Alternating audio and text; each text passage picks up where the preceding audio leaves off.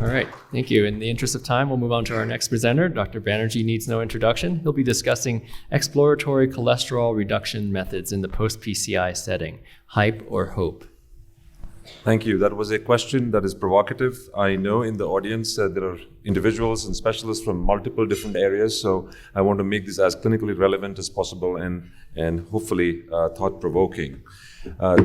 Reducing LDL cholesterol in the setting of PCI can be looked at in the setting of an elective PCI or in the setting of an acute coronary syndrome.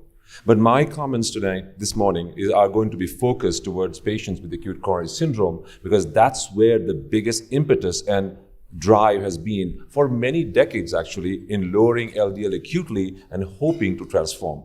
One thing I would like to add to all that my esteemed colleagues have said, that despite these effective therapies, the residual risk of patients with ACS still remains high. And I think we just have to accept it, and that opens the door for such potential therapies that I plan to discuss this morning. My disclosures. So I'm going to focus on 3 different kinds of therapies. I'm going to start with a brief introduction to apolipoprotein A1 melano. This is a mutant apolipoprotein with a substitution of arginine to cysteine at a specific point. You don't need to remember that, but it leads and it is detected in patients hypothetically and in patients in a subgroup of patients in Europe where they have low LDL and high triglycerides. Despite this profile, these carriers are conferred protection from atherosclerotic cardiovascular disease. HDL and ApoA melano can serve, and if you want to think about it conceptually in this few minutes I have, are mediators of reverse cholesterol transport. That means they can mediate uptake of free cholesterol from the arterial wall and drive it to organs or liver or steroidogenic tissues, and that creates a circulating pool where cholesterol efflux that is what is called in scientific literature. This could lead potentially to anti-atherogenic effects, anti-inflammatory effect, acting as an oxidized LDL scavenger, and also anti-thrombogenic effects by reducing platelet activation and improving and enhancing fibrinolysis. So you can imagine how investigators could be startled by this and intrigued and see if this could be used acutely in patients with acute coronary syndrome. So here is a study that was published by Dr. Steve Nissen in 2003. I want to preface that most of these studies have used surrogate endpoints because clinical endpoints are potentially hard to study with these exploratory therapies, where they took patients with acute coronary syndrome and they treated them with these different forms of these medications. There are quite a different types of ApoA melano derivatives, but imagine this is one. This is a reconstituted derivative. And they then treated these patients for 52 weeks and compared with follow-up IVUS atheroma or plaque volume with intravascular ultrasound adjudicated with a core lab. As you can see in yellow, the treatment group had a regression with the 95% confidence interval squarely in the site of regression, and there's an overlap and not a consistent effect in the patients treated with placebo, and it was a statistically significant result. So this was exciting. As you know, everything that is exciting is followed up by a larger study. And there were 2 more recent studies in 2018. They were published back-to-back in the same issue of JAMA. As you can see, I have selected those where patient population, which is important, are statin-treated ACS. I won't go into the types of interventions and the formulations of ApoA melano, but you can take my word for granted that significant differences between these preparations have not been shown. On the right, I present consistent ways of detecting the results, that is, IVUS-derived % reduction in atheroma volume, and the outcomes have been studied at 36 and 78 days, but the results were not significant and they were not impressive. So I think this has put the ApoA melano story slightly on the back pedal, and I think there are other interesting molecules and other interesting drugs that I can talk about. And let me move over to lipoprotein A, or LP little a. Now, a brief description of this molecule: it resembles very much the LDL molecule, but it has a ApoA lipoprotein linked to it with a disulfide bridge. It is important that this structure, I'm not just trying to teach you architectures of molecules, but it has strong resemblance to plasminogen, and that has effects on how it behaves in an acute coronary syndrome or in a plaque biology. So it is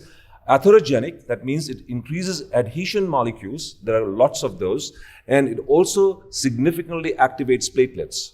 Second, it is, I told you about the the interface with plasminogen, so it is actually pro-thrombogenic, and it leads to the conversion, interferes with the conversion of plasminogen to plasmin, and hereby decreases the efficacy of fibrinolysis. It is genetically determined.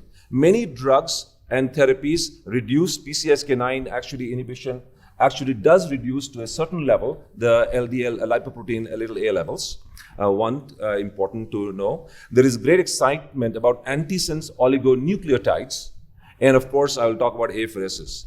The question about the desirable level of LPLA is all over the place. I think our Dr. Hamburg might give us a level, but I think the number of 50 milligram per deciliter is thrown around as an approximate level where it is desirable. But it is really important to outline the last part of this slide, that if you put all LPLA reduction trials together, it is hard to discern the independent effect of reduction of LPLA and separate it from the LDL lowering effect. And I think that is the primary reason that despite the promise, it may not have taken up in a big clinical way. Now, I want to present to you again surrogate endpoint studies that have been done with coronary plaque reduction in ACS settings. As you can see, there are 6-month studies. On to your left, I'm showing you plaque volume reduction. This was quite impressive. And then on the right-hand panel, lipoprotein LPLA reduction, LDL reduction, and HDL reduction. Again, there was a strong correlation of percent plaque reduction with percent reduction in LPLA, which I think was impressive. However, as I said, these effects cannot be discerned in large clinical studies when these data are pooled from multiple different small size studies. So let me move on to my study. I'm passionate about this because a lot of part of my life has been devoted in the last 7 years. When I proposed the idea of filtering out LDL after acute coronary syndrome, the FDA sent me a long letter, said you have to do it with an FDA IDE study in many phases. This project started in 2007. The project took off from the ground in 2010. It was completed in 2019 in 2-phase FDA IDE studies. We proposed the idea of extracorporeal filtration of LDL using the liposorber. It is a plant-based filter that binds selectively to ApoB lipoproteins. It also filters out PCSK9s. It also reduces LPLA. It has been traditionally used for familial hyperlipidemia. Arnold, I may go over a minute or two. And the plasma volume treated with this machine was very different. It is very different from the aggressive LDL apheresis that is performed for familial hyperlipidemia. Let me leave it there. The study design is shown here. 160 patients in 2 phases were randomized. We did both an intention to treat analysis, which was the primary endpoint, and as observed and as treated or per protocol analysis. I'm going to present today, just in the interest of time, the intention to treat analysis, and I can assure you that in the upcoming publication, there is no difference between the 2 groups. This was presented at SCAI as a late-breaking clinical science just a few weeks ago. It was a very intensive therapy. Now, the difference between Odyssey and in a small study like this is that this happened in the next 36 hours after ACS. The IVUS recording was done at baseline in a non-intervened area, and it was repeated at 90 days. That was the simple design. We also studied LDL reductions, of course, how long it was sustained, and also endothelial progenitor cell mobilization, which could be a potential effect of rapid LDL reduction. Let me share with you some results. The acute LDL reductions were about 60% in the treatment arm. It was about 17% with high-intensity statins. So all groups were treated with statins, and there was no sham, and the active group was additionally underwent only 1 LDL apheresis before leaving the hospital.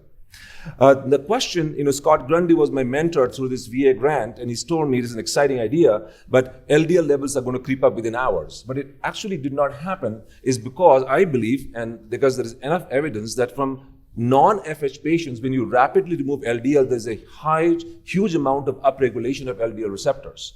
Also, this filter removes significantly PCSK9. It enhances the effects of statins because statin resistance sometimes can creep up because increasing PCSK9 levels with continuous high dose of statins. We actually saw a reduction in the statin dose in the ILLT arm or in the LDL apheresis arm that was not statistically significant. Here are the primary endpoints. We missed the statistical significance, but as you can see, the 95% confidence interval is squarely below the 0% mark, and there's overlaps again. I think it is a matter of sample size, I believe, and it was because the study was powered based on LDL apheresis studies in patients with FH. I think we plan to redo this in short order. This is endothelial progenitor cell mobilization. As you can see in the ILLT arm, from baseline to 90 days, there was a significant mobilization of endothelial progenitor cells, which can have pleiotropic effects. I hope Mary was here. And in the statin arm, we did not see a sustained mobilization of EPCs. In conclusion, in our practice, I'm sure we are still intrigued with this idea of a continuous drive to lower LDL cholesterol, LPLA, and raise HDLs in patients in ACS. And this was an effort taken in a multi-center way, funded by the Department of Veteran Affairs at 4 VA centers, very rigorously done with a core lab analysis to study this hypothesis, and hopefully it will provide us intriguing data in the publications to come. LDL apheresis reduced LDL more than medical therapy with a strong trend for early coronary plaque regression. And the last statement I think is quite provocative, but I think allows you to think that acute LDL apheresis in ACS setting could be combined with more effective therapies in a sustained way with PCSK9 inhibitors. And I think I'm delighted that I was asked to present this. I hope you enjoyed it. Thank you so much.